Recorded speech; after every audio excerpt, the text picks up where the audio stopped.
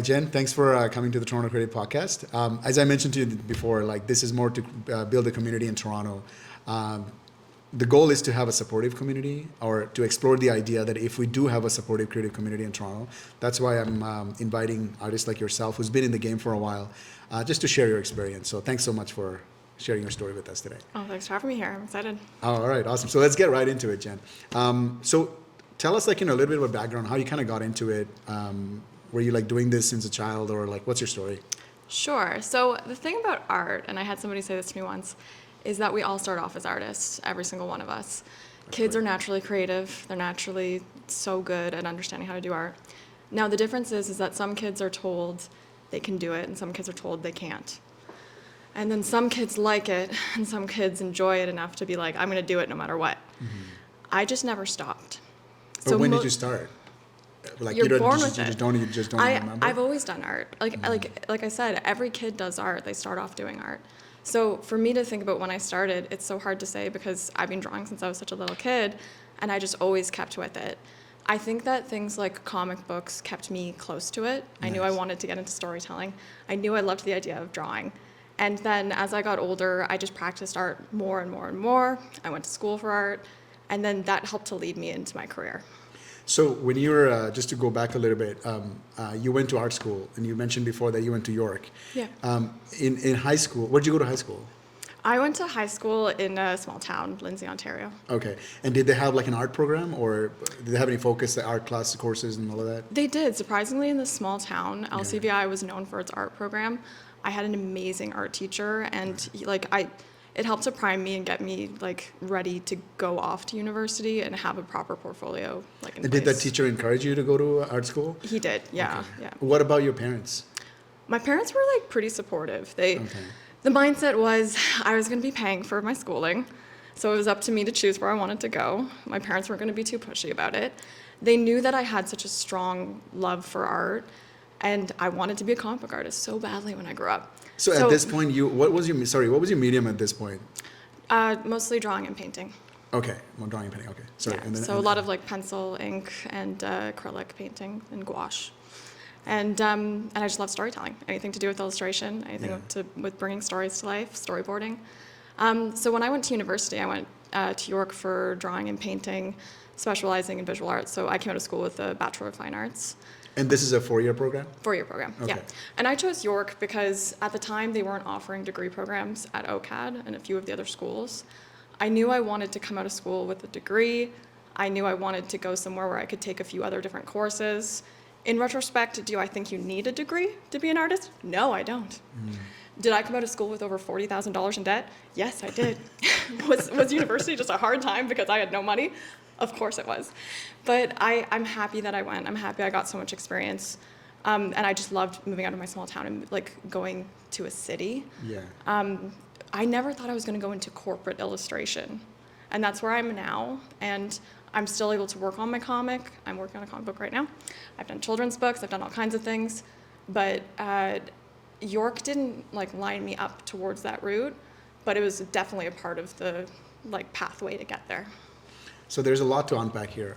So from York, I guess the first question would be, how many people were in your program? Oh, I can't remember exact about numbers, but every year we would see it decrease more and more. And I would say that more than 50% of the people in my program were becoming teachers. There was art teachers or elementary school teachers with never a plan to become an actual like artist or illustrator. Because it's like a safety, like that's kind of like the safety route, like. Yeah, and York has York is a great school to go to if you want to become a teacher. Like it's lined up that way. Mm-hmm. All of my friends are teachers from that program. I have total respect for that. But it's just that it's a weird dynamic because you're not surrounded with a ton of people who are like, I'm gonna go and become an illustrator or an artist or do storyboarding or do this or do that. Like they don't have what about in university? Didn't they have any like a career guidance or like some sort of? Did they give anything like? No, you'd get the good professors who were kind of more fresh in the game. Like they're out selling their art or working on projects, and they could give you certain insights. But a lot of the professors wouldn't give you ideas of what you could go into in the arts when I was there. So I would say that like in first year there was a couple hundred people, but in my last year of university, I think my graduating year was like only a little bit over 100 people. So like just over 50%, like almost 50% people just Dropped out. dropped out. I remember there was one time I was going home as first year at university, and this girl in my residence was packing up all her stuff, and I was like, "What are you doing?" And she was like, "Art is a hobby. It's not a job." First year? First year, and she had all her stuff, and she's like, "I can't do this. Art school's not for me." She's like, "It's a hobby," and then she like stormed out. And then I was thinking, I was like, but for me, it's like a hobby and a job. It's just different. So, and that's the reality too, is like, you can be an artist. It doesn't mean you have to make money off of it. And people should be able to do what they feel comfortable. Me, I want to make money off my art. That's me. Yeah, no, it's, Yeah. I think it's a misconception. As a photographer, like a lot of people say it's a hobby, but they don't have to be mutually exclusive. Like, you know, Exactly. you can do both, Yeah. which is one of the reasons we're exploring this topic. So you said 50% of the people kind of dropped out. Yeah. Is that common, like for every cohort or every batch? Like specific to, do you think? Like, To your program, yeah. Like, is every cohort like the same, similar? Like, Yeah, I they think start so. with first year, like, you know, and then by the time it's fourth year, 50% of the first year people I drop think a out? lot of people switch programs or they drop out. So do they say that when you're? Did you know this before going into university? No. Would it have been helpful to you? Part of me feels like it's better I didn't know, because if I had have heard that It there was might have going to be, discouraged you? it may have scared me a little Yeah. bit. But like I was so determined. Like I knew I was there, like to keep going Yeah. with the arts, and there was a handful of other people who were in the same boat, like in my program, who were like we're graduating, we're becoming artists, and then Yeah. but there were so many people who I went to school with who they weren't becoming teachers, they wanted to become an artist, but they just didn't know what was next. And I didn't even know what was next. I knew I wanted to go into illustration, but I didn't Okay. know what that meant. So I guess in terms of the career guidance, there wasn't much help.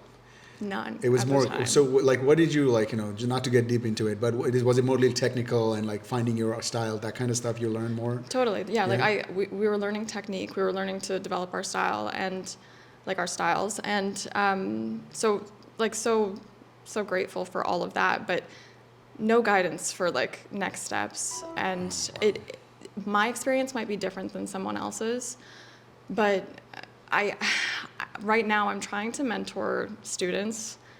I don't even know how to reach them, and I'm trying to work with like mentoring teams, and it's I don't know. I don't think it's just York. I think a lot of schools they don't do a great job of kind of matching students with the right people who could kind of guide them. I bet. I can guarantee you, Jen, right now, there's a lot of people out there who's looking for a mentor like you. Like I bet, like, you know, just like getting into art and they don't know what they're doing and they're like, I wish someone, like, you know, told me. So it's probably just a matter of like, you know, having a hub where people can go or like, you know, reach out to you or something like that. Totally. Yeah, I don't know. Is there like a Facebook page for like Toronto artists, or like, because artist is such a big, like a artist itself, the word itself is such a big word. Like it could be is. very like many Yeah. different things. But like in your medium, is there like a community somewhere or? Like, so it's so hard because there's just so many different areas. So like Yeah. finding kind of what your niche is Yeah. important. But I hated in school, they would always tell me to like pick one style of art and stick to one style of art. didn't And do I'd always be like, no, I want to do all the styles of art. And guess what? I'm happy that I didn't listen to them, because if you go on my website, it says I offer a broad range of styles and mediums in my illustration styles. Yeah. And I cater my illustrations to a project's needs. That has been amazing for my job. Like, I have gotten so much work because I did not pigeonhole myself into one thing. Mm-hmm. But so it's good that I tried a bunch of different things. But back to your question, is there specific communities to like different areas? There are, but it can be so hard for people to understand how to meet people, how to reach people. For me, I knew I wanted to go into comic book art. I knew I love comic book art. I love storytelling. I love superheroes and illustration. And were you still like had the same kind of goal after you graduated? Well, Like illustration, it comic book changed art? because I knew that like my goal to become a comic book artist might need to be pushed out because I needed money now. Yeah. That's So- always like that. So like that's one of the reasons I ended up in corporate illustration. So I guess before you get into like how long was it right after university you got into corporate illustration? Okay, so yeah. What'd you do right after university? Right after school. You're broke. You're under minus 40 grand. Yeah. Negative 40 grand in your bank Negative account. 40 grand. And so what is this Jen doing at this point? I'm determined to stay in Toronto and not move back to Lindsay, Ontario. I'm determined to make money. I started as a waitress. Yeah. I was not a great waitress. You have to not be clumsy to be a waitress. And then I also just wanted to get a job and then try to find something better. That's always how you should think.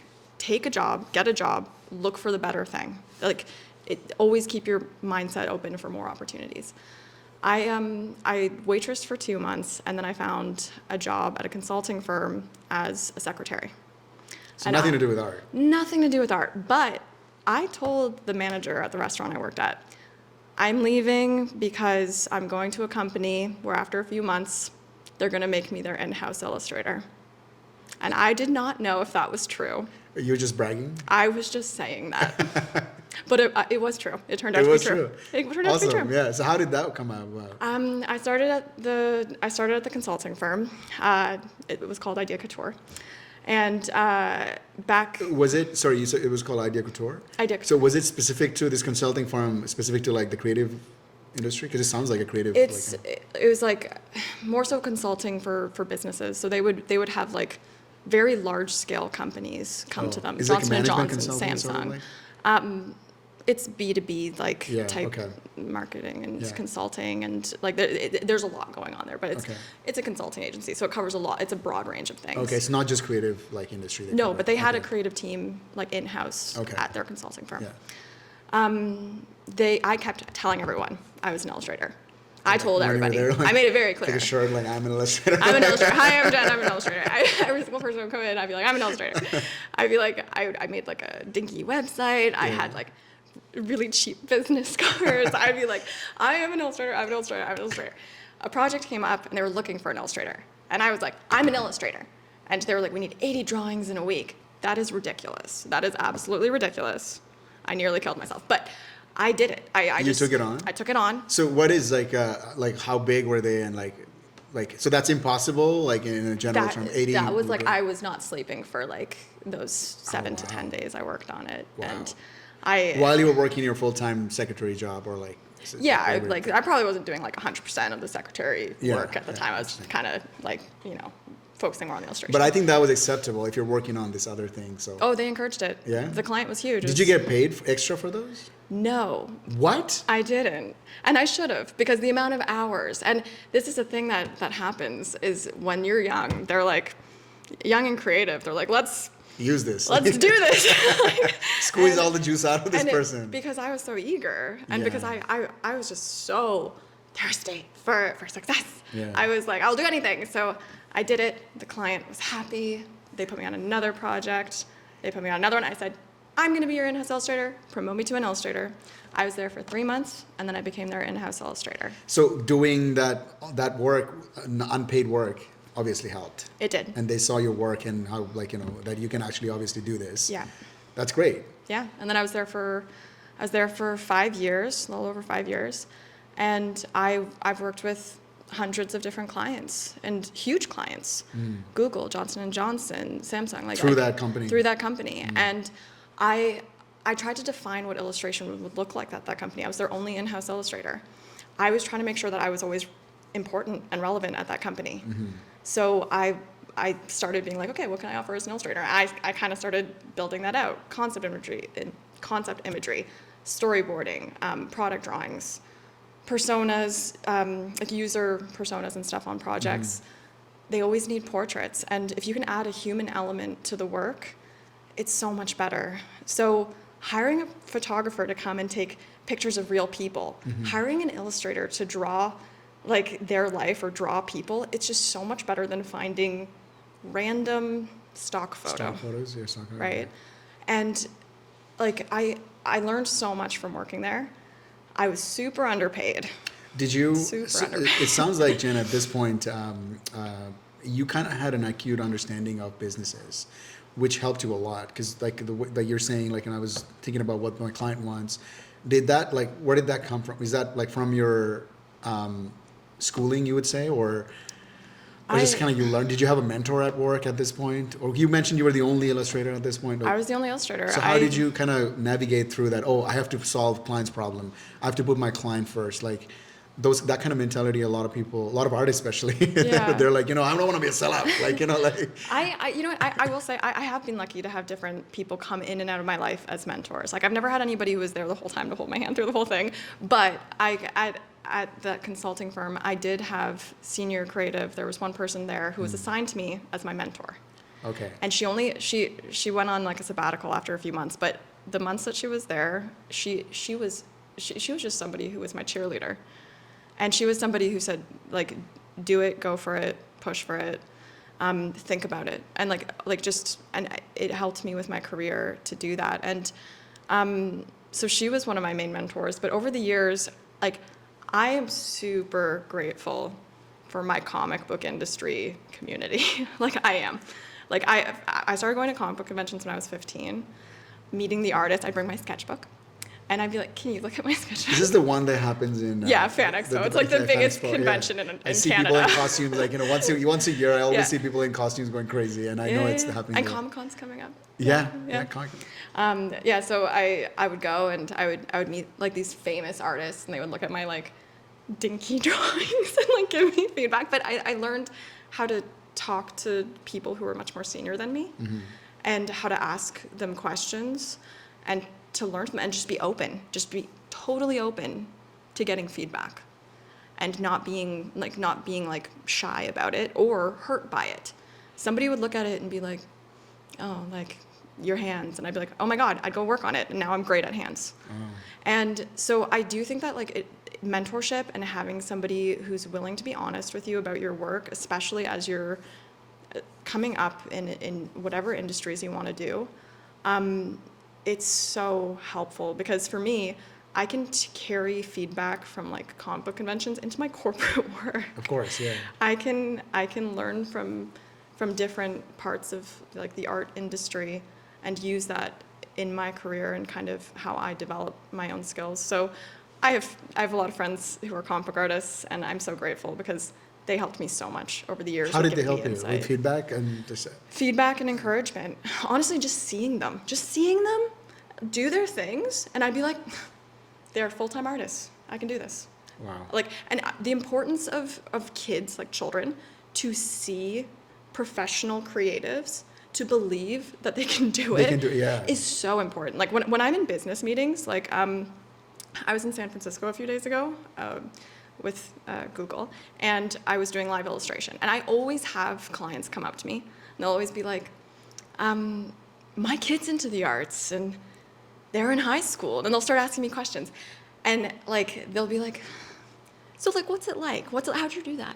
How did you do that? What's it like? How'd you do that? It's like a big mystery. Like whenever you tell people that I am successful, like, like being a creative, totally. People are like, what? Is this possible? Like, totally. Like what you just said, like. Oh my God, years ago, I would be like, I'd introduce myself, and I'd be like, I'm an artist. And then people would be like, oh, okay. And I'd be like, but like I'm a professional artist. I'm actually like I make money. I'm living like, and I make money. Yeah, I make money. And it was like this sort of like I felt like I always needed to kind of like explain myself. And now I don't care. I don't care. Like at the end of the day, how do you measure success? That's true, do you know what I mean? But I think a lot of artists. I could be wrong, but I think a lot of artists, they don't really care about what kind of other people think, but I think innately they're more scared about if they can make a good living out of it. Totally. Like, because like this whole thing of starving artists, like, it's a thing. Like, no one says starving engineer, right? No one says like, starving banker. Right? Totally. So totally. That's the way I think that's, correct me if I'm wrong. I think that's kind of like the innate fear. I think that's what we have to counter. Like, as somebody, like, someone like yourself, like who has made it as an artist. Were you actively seeking out mentors at this point, or you just kind of fell into, because you mentioned that you had someone for a few months, and then so how did you kind of develop? And after that, you were on your own? Sorry, at what point after school? Like, because you mentioned like, when you started like as an illustrator at that new, like as a new position, you had someone mentoring you for like 2, 3 or a few months before she went on a sabbatical or like. She went and traveled. She got a van and she started traveling for a few years. But after that, were you on your own? I had different people come and go at that company who gave me guidance. I had one friend who was just awesome. Anita, she was so nice. There were people I could look up to, and I'd kind of see how they were building out their stuff. And there were people I didn't look up to. And how did you know these people? Just they were people who worked at the company. I worked with okay. such like an interesting group of people. We had a film team, we had anthropologists, we had foresight strategists. Like, I really think getting into a consulting firm, like, I didn't realize how great it would be for my job, but I like doing a lot of different things all at once. So I really enjoyed working at a consulting firm because every project would be different. Yeah, of course. And I could just work in lots of different styles, and I could learn so much. And you're practicing your art. Exactly. Yeah, and I loved it. And there were so many great people there, but then I also knew who not to learn from. I worked with one person, and this has to be one of the worst things I've ever heard about when talking about art. He was like, okay, so the need for me was getting to the point where I needed to clone myself because I was working way too much. Yeah. They were flying me to meetings to do live illustration every week, and then I had multiple projects doing concept art and storyboarding and stuff, which like big projects every week, and I was exhausted. I was like, we need to hire another illustrator. Like, I'm not gonna make it. Yeah. And they were like, okay, we want you to talk to somebody who's like senior on their team, and he's hired some younger creatives on his team. So I'm talking to him, and he's like, Jen, what you need to do is hire people right out of school, and you pay them nothing. Pay them nothing, and they'll be so eager to do all the work. And he's like, and then you go to your senior person. You tell them, I saved us so much money by hiring some cheap kid out of school, so pay me more. And Jen, that's how you get ahead. And I was like, no. Whoa. I was like, no, my friends are those people you hired on your team. That sounds like, I was like, I don't want to be like, I don't want to be like you, and I don't want to be like that. I don't want to abuse people just because they're young. Yeah, it just kind of reminded me of some, like, that saying, there's blood on the water. Just go and, like, that's crazy. Yeah, and it's like, so you're just gonna take advantage of them, and then that was his advice to me. But also, he's saying that to me when I had just gone through that at that company. I was fresh out of school. Yeah, they were paying me. So what did you do? I eventually decided to leave that company and go freelance. Okay. There was one day where I realized how much they were charging clients for my hourly, like, rate. And you were getting like I wasn't even getting half of it. Oh wow! But you're doing all the work. Yeah, and then I saw how much they were charging for like a senior strategist, about the same as my time. Yeah. But those senior strategists were making over $100K a year. Wow. So I was like, what is this? This doesn't make sense. Did you talk to them about it? I did. And what did they say? I did. And I was like, why is this happening? And then we did an interesting thing where we did like a private, you can share your income and you can say your seniority level. By the time I left, I was a senior illustrator because I kept saying, give me more money or give me a promotion. They'd be like, promotion. So by the time I left, I was a senior illustrator. And then what I would do is I go, I'm senior, give me more money. So there were people who hadn't been there as long as me and who were more junior, who were making so much more money than me. But just because they're not illustrated, like they're doing other kind of work? They were doing strategy. They were doing business. They weren't like, so designers and illustrators and anyone on the film team, anyone creative. Why do you think this is the case? You're spending the same amount of time. You both went to school. You're just different fields. Like, why would you? I don't know. But it's this industry standard, and it's sickening. But then I did notice that there were men on my team who were being paid more than me, who were not as senior as me. So I did talk to my manager at the time, and I said to them, I was like, why is this? How long ago was this? I was there in my young 20s. I'm 31, so I started there when I was like 20. So it wasn't 21. not that long ago. Not that long ago. It was the first like 5 or 6 years of my career. So let's go back like 5 years ago, and that's when I left. And but I said to them, I was like, why are there people being paid more than me? And they were like, oh, budget, this, that, that. And I was like, I was mad that day. I was like, I know what it is. And I was like, I'm young, I'm a woman, That's why you're just not saying And I'm that. creative. I was like, ah, and You're I just walked not into the saying room that, and I was yeah. like, I'm ready to like pull my hair out. Good I'm thing like, you did. Good thing you did. You left and you started freelancing. I did, and honestly, that was one of the best decisions. Like, I learned so much from that company. I value the connections I made because I mean it wholeheartedly. There were so many amazing people who worked at that company. Yeah, there were some really awful people, but there were so many amazing people. And then they all left that company, and I work with all of them still on different projects. They're Amazing. always calling me up and be like, Jen, illustration. I'm like, yes, I'd love to work with you again. And I'm so happy that I did go freelance. I wish I had done it sooner, but once again, I had no idea what I was doing. So I had to kind of just figure out what that looked like, what that meant. I didn't know anybody else who had ever jumped from like a comfy corporate job. So that's kind of to like the main question. Weren't scary. like I was gonna say, weren't you scared or like what kind of like Yeah, I was. you were, right? It's like, and did you have any business background? Like, did you take any business courses No. like accounting, finance? I don't know, like all the things that you need for a business. No, I had just learned, I had learned so much at this company, but I didn't know how to kind of like run and manage my own like receipts and bills and invoices and everything, and then get a GST number, do your Yeah. taxes right. Da, da, da, da. I started going on YouTube. I started reading things online. I started to, I would reach out to like people who I knew in the comic book industry who Doing this have full-time, always like- been freelance and be like, how do you do your taxes? Like, how does that work? And then I tried to brace myself for the ebb and flow because there is this horrible ebb and flow. There's one month I'll have 6 projects, and there'll be a month where I have none. Life of a freelancer. Yeah. Exactly, and like it's feast or famine, and it can be so scary at times or so wonderful. So it's hard. But in retrospect, and I know this, and I always try to remind myself this, I'm doing so much better by having more agency over my career. But that's something that it took me years to get there. And I do wish that there was more clear stepping stones and mentorship for that. So I'm always trying to tell people who are just 2 steps behind me how I'm 2 steps ahead, because it is confusing, taxes and stuff like But that. not just and that, also like the carving out your path, right? You know, it's just Totally. you don't really know.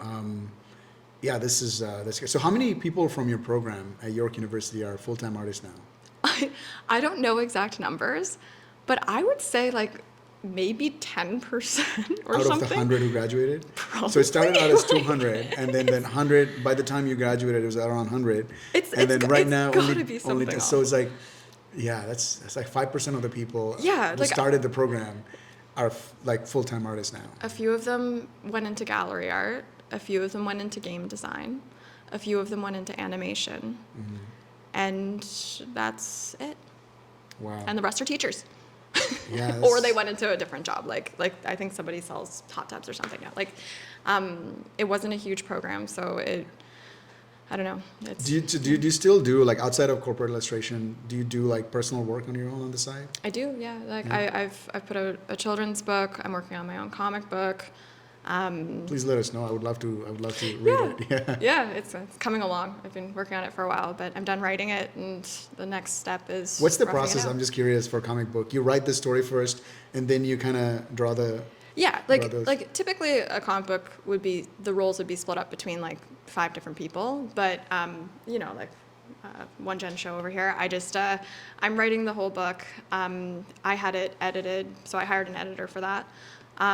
There's sensitive matters in my book, so I hired 2 different sensitivity readers who were amazing to give me insights on my book and my characters, and then I had it edited again.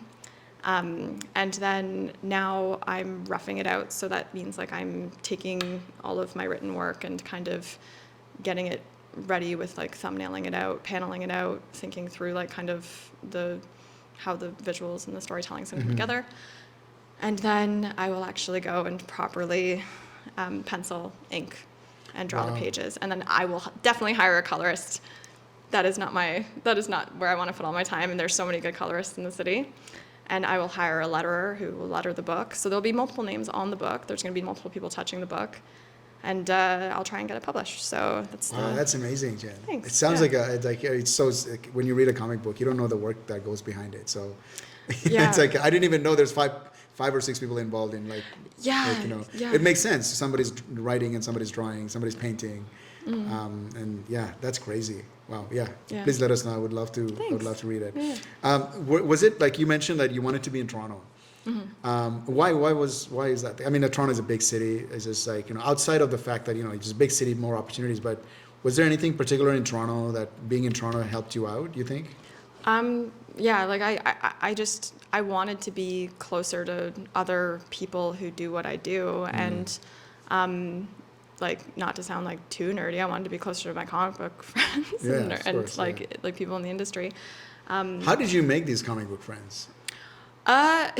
Well, like being I was 15 when I started going, so I've been going to these things for over 15 years. And Like then going to the expos and the expos and stuff. And this is what I think is so important, is that like from a young age, artists should be going out and meeting artists. So going to an art show, going to a comic book show, going to like Anime North, whatever is your interest, and meet people who inspire you, because it really does. It's encouraging. It makes you feel good.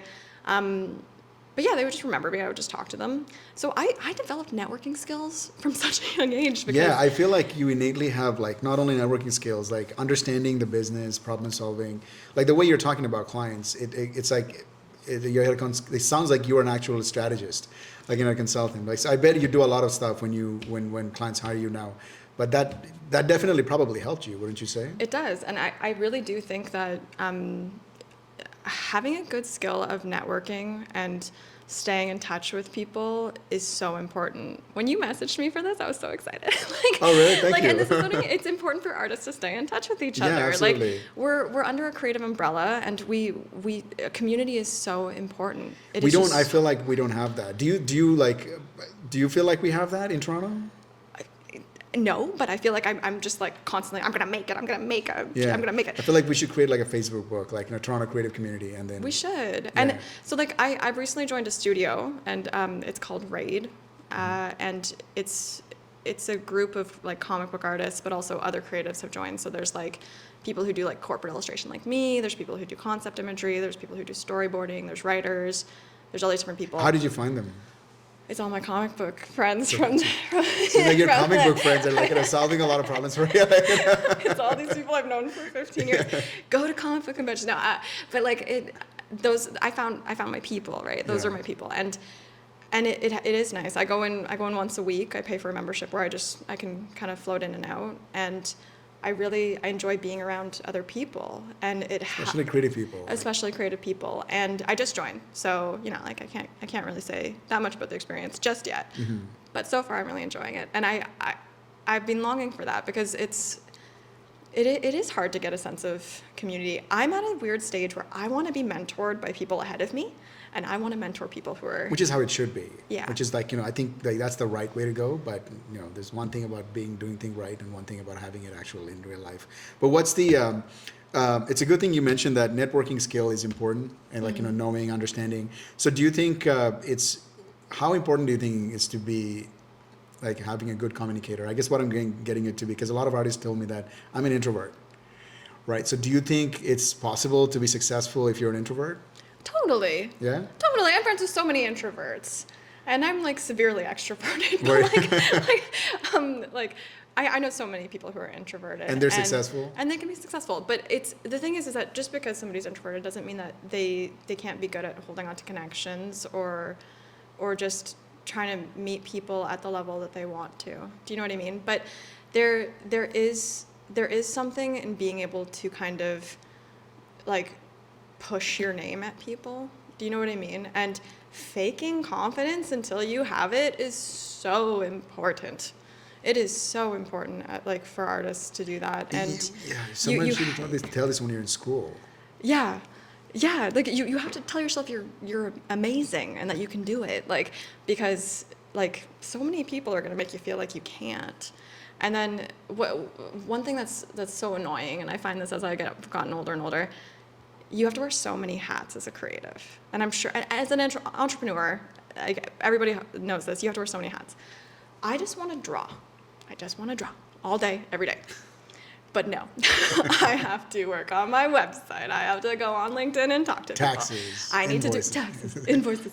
I need to market myself. Yeah. I need to like go on TikTok and try and get off plant talk and get like I'm trying to like there's this marketing aspect. So like you can't just be an artist. But how, like, see, I have to be can all these already other tell, things. Jen, like, if you're explaining this to an introvert, they're like, oh. It's exhausting sounding. Yeah, it just sounds crazy. It would, like, yeah, I know it does. Yeah, it's just, yeah, that's why I kind of always as a photographer, when other photographers come to me and they're like, I'm an introvert, I'm like, it's okay to be an introvert, but a lot of the times when you're working with clients, you have to know what they're looking for. And you have to be able to communicate that. And also, like, you have to give directions. So when I'm taking portraits, for example, you have to give directions. You can't be just quiet and like, and even if you're quiet sometimes, like the way you communicate, like I can tell, like the way you're communicating, you're very like open and people will be eager to listen to you. But a lot of people, they could come, like if they're quiet and they don't have good communication skills, it could be troubling.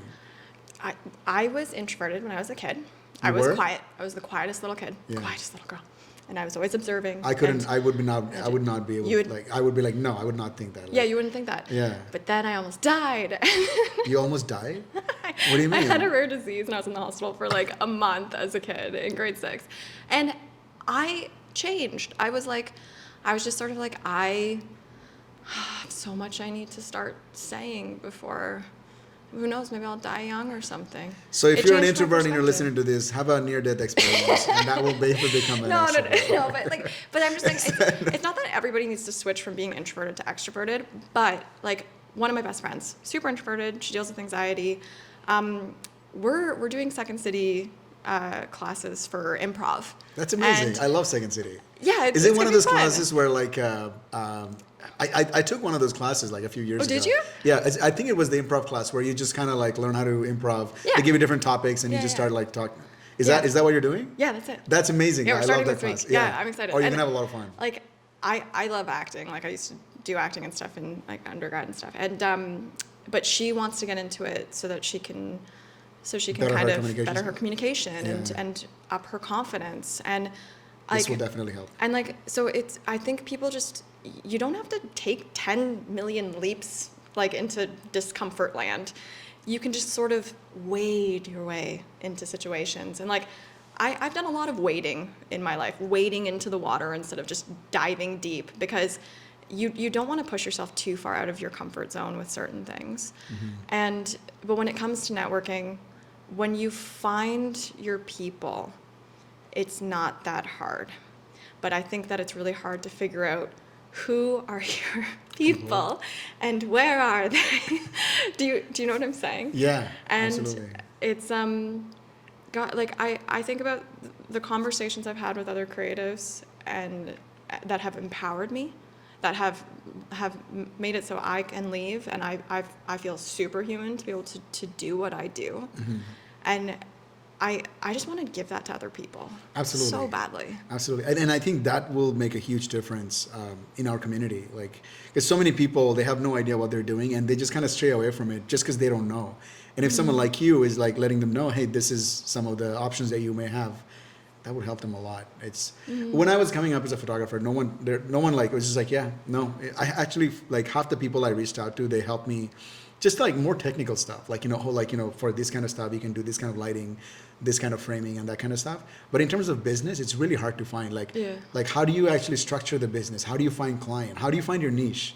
Yeah. It's so I wish I had someone like someone telling me that would help me a lot. So that's great. But what would you say, like, to someone who's just graduating from art school right now? Similar program as you, like. Try everything that interests you. Don't pigeonhole yourself, and take an opportunity, but keep your eyes open always for other opportunities. And don't get stuck. Don't get stuck somewhere, because I think about that. If I had have Did you get liked stuck? if I had have liked my waitressing job, I think about this all the time. Maybe I wouldn't have looked for the receptionist job. If I hadn't have got the receptionist job, maybe I wouldn't have been able to accelerate into an illustration job. Be like a shark, never stop moving. But when you took the receptionist job, you didn't know that. Well, I guess you kind of had that in your mind that this company, I might try to be an illustrator. I didn't know, but a part of me wanted it Yeah. really badly, and then I did. But make you it just took happen. that leap because you thought, like, this could open up the opportunity. And obviously, I'm guessing it was more money than waitressing, right? It was. Yeah. Yeah. And taking leaps for opportunities, it's just important. And like I said, waiting like your way into things. So like one of the reasons I didn't just jump into freelancing right away was I was kind of scared what that looked like. So I took a part-time contracting job that I was like, okay, I'll have some steady income, and then I'll start. So you kind of doing more slowly ease your way freelance. into it, yeah. Yeah, and I just think that a lot of things can be like that. Just take little steps that will eventually equal really like big distances, right? Yeah. But never stop moving, keep moving forward. That's my advice to anybody really, any age, straight out of school. But yeah, look for your community. Look for your community. It's hard to find. Well, but it's hard to find. How can Yeah. we, like, as a city or like, as a community like us, like, what do you think we can do more to reach out to these people? I know we talked about, like, creating Yeah. Facebook groups and creating like a safe space where they can come and chat, but anything else you think we can do? Like maybe, like what else can we do?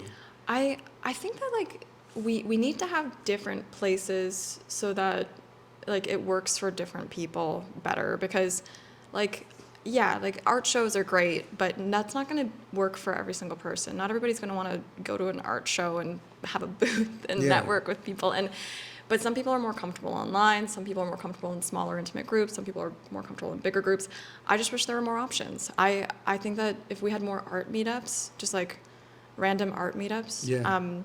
There's a thing that some comic book people do. They'll do a drink and draw, where they Sounds amazing. yeah, they'll meet up like once a month and they'll Just get drink and drunk draw. and then draw. Yeah. or like going to like a life drawing session, but then go and get dinner with people in the group and like, or have these different meetups, because it is so useful to sit and talk to other people who are in the same industry as you or industry adjacent, because you can learn some skills and you can learn some insights that could help you. Do you know what I mean? I'm so happy that I, like, over the years have been able to be in Toronto and go to shows and talk to different people. But if you live in the middle of nowhere, I still want people to have those opportunities. And guess what? We have the internet. So I think it's possible. Yeah, now it's I like think with it's a video possible. call, yeah, with everything. That's great. Yeah. Yeah, it's crazy. And you mentioned that you reached out to your somebody at York University, your program, somebody in did. your program, and then they still haven't connected you with anyone? Yeah, so like That's crazy. I was thinking about it, and I was like, I'd love to give like a talk, or like I would love to talk to some students who are graduating, just to talk about like, there's so many different like jobs in the arts that they could go into, and just like if they had any questions. I've done so many different things. I offer so many things in my in what I do. So I would love to be able to give insights in what different things are like. And I reached out to somebody, and I keep saying, like, who can I talk to? Like, does anybody look? And he's like, we're putting you on the list, and you're on the list now. And if you go on the website, somebody will message you, and they will, like, and blah, blah, blah. I'm looking at but there's no connections between me and, like, the other 10 people on this list. So I've called this guy, and I've been like, dude, what is happening? But when I was at York, I didn't have any mentorship. You would, if you had that list, you probably would like. I would have used yeah. totally. Yeah. If I had known there were people, in the industry working right now. I was such a keener in school. I would have been all over that. I would have been like, somebody's willing to give me like Insights on the insights yeah. on the industry, and they're 10 years older than me. Like, I want to know what I need to do in the next 10 years of my career. Like, and so I'm frustrated. I'm just frustrated. I want to connect with people. I'm telling you right now, like, and I can guarantee you, there's a lot of people, like, hopefully, like, something will come out of this, or somehow, like, there's a lot of people who would love to chat with you, and just to find out what's, because there's not too many people like you who are making a good living as an artist. Is there a lot of people? Would you say there's a lot of people? No, there's not. I don't know a lot of people like myself, like, to be honest. And, but I always want to connect with other people. And then also I know for a fact, it is a growing need in business. It's something you can't just automate. exactly. And like people are scared about the like AI coming in and like wiping out concept jobs. No, concept imagery by humans is always going to be needed, even if the robots step up and start. All ships rise together, including AI. Yeah. That's my opinion. But we're always going to need that human element on a project. We are. And the need for illustration, it's growing. And I just wish I could kind of show people some of those different routes that they could take. Yeah. So yeah, maybe we can explore some avenues, Jen, like, creating a Facebook group. Yeah. Or something like, that's why I kind of started this podcast, so we can make a community, or can create a community where people like you can talk about this. So you mentioned comic book for kind of your next project, or like ongoing project right now. Yeah. What else do you have planned so far? For like other things I'm working on? I guess in the next 5 years. It's hard. I'm not going to be like next 20 years because that's too far away. But what else are you looking to do? I've done storyboarding for a few different commercials. I want to get more into storyboarding. I really enjoy it. It's really fun. So that I want to do more children's books. I just finished a children's book recently. I want to, I write a lot of poetry. I want to get that out. Oh, I started sewing. Wow. I bought a sewing machine. I make prints now. I make like fabrics and Wait, like it's in fabrics? How do you do that? I realized I didn't know how, and then I was like, oh. So I take my illustration, I figure out how to make it kind of like infinite so that like it does work as a print. There's a way like you can do it in Procreate or Photoshop, and you have to cut it certain ways, and then anyways. And then, so this is what I mean. I've never pigeonholed myself into one thing. I'm always trying new things. I'm always enjoying my career as an artist. Am I going to become like super rich off of every single art thing I do? No. But it's not about being. But super it's not about that. Yeah. It's not. I want to try different things. It can help me in different parts of my career, and you never know where opportunity is going to take you. And I think just don't let go of creativity. That's like the biggest thing. And so many things. I have so many things in store for the next few years. What were some of the challenges? I know we talked about a lot of your successes, but what were some of the challenges for you? I know you mentioned you were kind of disappointed when you found out about the pay at the consulting firm. Yeah. But what are some of the other challenges that you have had? I'm sure it was not always rainbows and butterflies. Oh, it's not. Right? It still isn't. It still isn't. Everybody's struggling with COVID. Everybody. Like over the last few years, our world had such an impact, and it's still impacted by that. The cost of everything going up. Toronto. Were you freelancing during COVID pandemic? I was. I went freelance like just a few months before COVID. So it was weird. I was like, everybody's like, oh, I work from home now. And I was like, I was already doing that. Like, if anything, I think I was a little more equipped than some people because I had this mindset that I was going to be doing remote work. Yeah. But yeah, that was hard. I'm like severely extroverted, like grossly. So like I'd be like at the windows during COVID, and I'd be like, people, like, come and say hi to me. I miss my friends. Like when COVID started, they would joke. They'd be like, check on your extroverted friends. That's real. I was like, I'd be crying because I miss my friends. Yeah, I feel like So that was hard for me. I like the shut-in aspect, but everybody went through that. There is like a global grief processing that has been going on for everybody, and I think that like everybody's healing from it. So it's affected a lot of the companies I work for. So something like I'm pretty good with handling and managing the ebb and flow of freelance. Like I'm just equipped to being like, oh, I'm living paycheck to paycheck this month. Like I've been there before. You know what I mean? I've done that. I don't want to stress about that. Yeah, I'm scrappy when I need to be. But then like I know how to save my money and just like try and like ride that wave. But it is still stressful. Doesn't matter how good you are. It is horrifying when you have an ebb. Usually January and February are my busiest months. This year it wasn't. So many companies have had layoffs. I was working on a project and I was like so close to being done it, and then the company laid off, a huge tech company, I won't say which one, but laid off a ton of their employees, and the project was canceled. And I have other projects that are waiting to start because they've laid off so many people, and it's so people are being impacted. Doesn't matter what field they're in during this time, and with the cost of everything going up, it is scary. It just sucks. There's just this general feeling of doom. So I think like just kind of trying to find that balance of being like, okay, we're gonna make it through this somehow, and like being your own cheerleader, I guess, at the same time. Exactly, and and then I've had some major loss like over the years, and I had a year where I had multiple people in my family die, and my dog died, and my dog was my everything. I always said to everyone in my family, I love her so much more than all of you, and they knew it, and that's fine. It's fine. Everybody knows. And like the reality is that things are going to come up in your life that you can't plan for, and you can't plan for grief. Even if you have anticipatory grief, it's not going to make it any easier. And so, yeah, there's been times where it's just gotten harder to work. It's harder to do things. And going to therapy was important.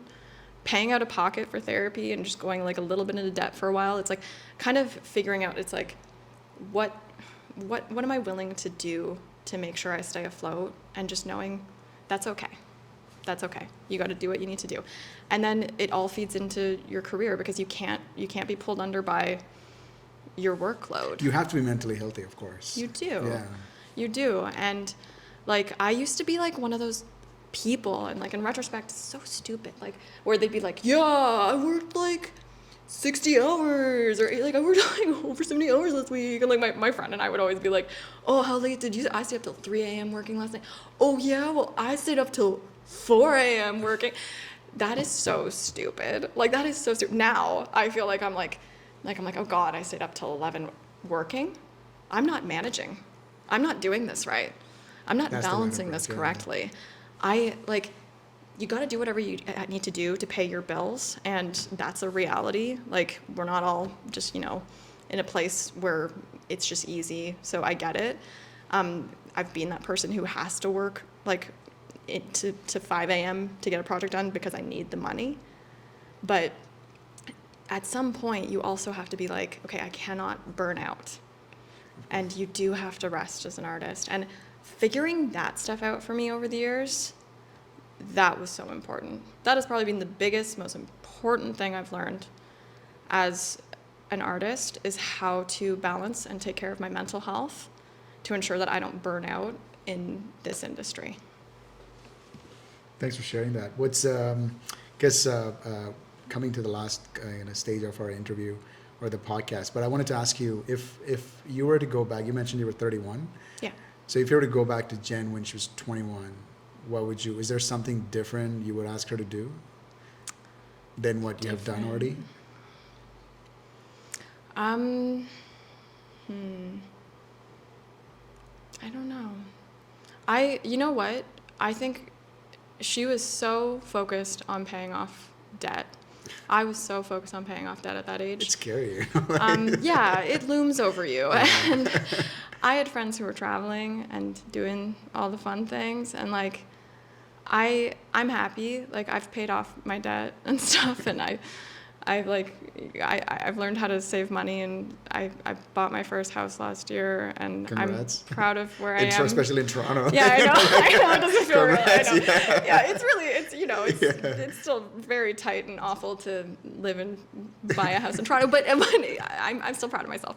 But if I could go back and talk to her, I would say, allow yourself to take one more year to pay off the debt, and travel. Take a break. But I don't know if I could have told myself to do any more work or do anything differently. I really did work my butt off at that age.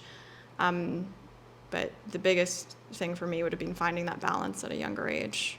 It seems like I could be wrong, Jen. It seems like for you, the curiosity and the keen mentality that you have, the keener mentality, that helped you out a lot throughout. Like, you kind of figured out your way, all this, like all the businesses, like how to navigate your way through clients. That's amazing. So I commend you for that. Thank you. Thanks. Not every artist can do that. Like I have problems too, finding out that sometimes. So last question, if you had no money problem, let's say you're a billionaire. Maybe you are, yes. I don't know, but no, I'm just saying, I'm not, maybe you are, but if you had no money problem, how would you spend your days? First of all, I believe billionaires are unethical and should not exist. But Whoa. if I had like comfortable level of money, which I don't think you have to be a billionaire to have that. But if I had a comfortable level of money and I did not have to worry about money at all, I would only be doing comic book art and whatever is my current interest creatively. I'm always trying out new things, and I wouldn't. Goodbye corporate. Like, I love my corporate work. I do, but it's work, and that's okay. That is okay. I love to go to work. I love to do work, but if I could just work on my like side projects and draw comic books and stuff like that, that would be the goal. Yeah. Awesome. All right, Jen, thank you so much for sharing your story. Thank you for having me here. This was so much fun. Yeah, it was. I know a lot of people would definitely learn a lot from your experience. Oh, At least if they're like painters or in your avenue. So thank you. Yeah, thank you. All right. Can we do clap?